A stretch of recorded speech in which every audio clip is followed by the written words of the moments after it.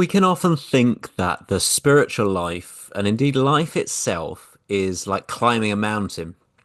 And we think what we need to do is work hard to climb this mountain. And the good people, the great people, spiritually, we might think of the saints, the mystics, are the people who have got to the top of the mountain. And they're like the really good, really like clever religious people. They got to the top of the mountain. And meanwhile, we're at the bottom of the mountain because we're a bit rubbish at being spiritual. And when we try to meditate, we kind of end up thinking about EastEnders or feeding the cat or things like that. And then we think, oh, I'm really rubbish at meditation. I'm really rubbish at being spiritual. I need to work harder, work harder, work harder to get up to the top of this mountain where these spiritual saints got to. And that, I think, is a fundamentally wrong way of looking at things. It's a fundamentally wrong way of looking at things because the situation is almost entirely the opposite of that. It's not that we need to work harder to climb up a mountain. It's actually that we need to work less. Rumi said, don't seek for love, seek to simply understand the barriers that you have built up against love and seek to remove those barriers that you yourself have built up against love. So it's not that we need to work harder, it's that we need to rest. We need to rest, and in resting, letting the barriers we have built up against love fall down. Stop maintaining them, stop building them higher. Because we're building those barriers up against love all the time, and we're building them higher and higher.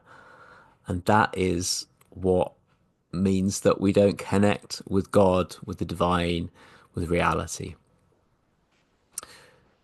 Those walls, those prison walls that we build up, are many things.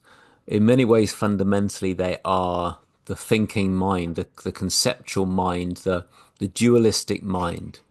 And that's not a bad thing, right? These things are not bad things because the conceptual mind, the mind that classifies things, the mind that puts things into boxes, does things like this is poisonous, this is edible. That's a really useful thing to do. We can see in human history and in human evolution, it's useful to be able to go, that's safe, that's dangerous, that's a friend, that's a stranger. Maybe then they are dangerous. That's an animal that we can go up and pat. That's an animal that we need to run away from. Very useful thing, the conceptual mind, to understand the world. And we keep doing it. We keep saying this is that and that's the other. We do that again and again and again. And most profoundly in some ways, we do that is me, that is not me. That is something that I am, that is something I am not.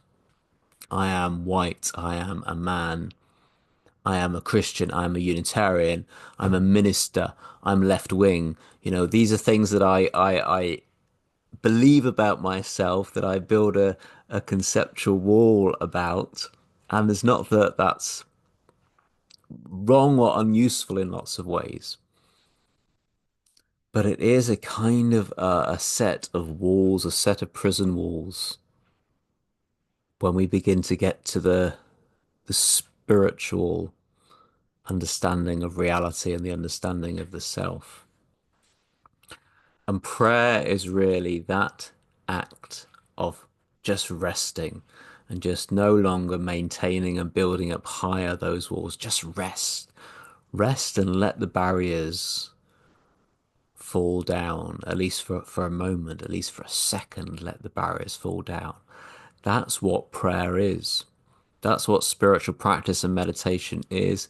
It is the act of resting, and in resting, letting the barriers we have built against love fall down. The other thing that will do it is suffering. Suffering may knock those walls down for us. If you look at someone like Julian of Norwich, she may well have lost husband, family, children in the Black Death. And she herself thought she was dying in the moment where she had these mystical experiences. It wasn't that she'd worked hard, it was that she'd lost everything.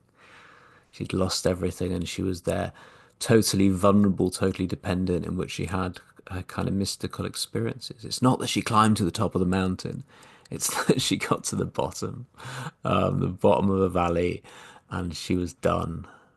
And then she discovers the grace of God.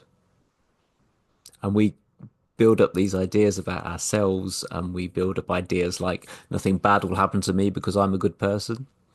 And though that might come in traditional religious language, or even not in traditional religious language, that's often a belief we have that nothing bad will happen to me because I'm a good person. And when that belief is knocked away, then we kind of get to the end of our tether. And then we get to the point of these walls I built are not reliable. They do not tell the whole story. That and prayer and spiritual practice is the act of resting. And in resting, letting the barriers fall down. And in letting those prison walls fall down, gaining our freedom.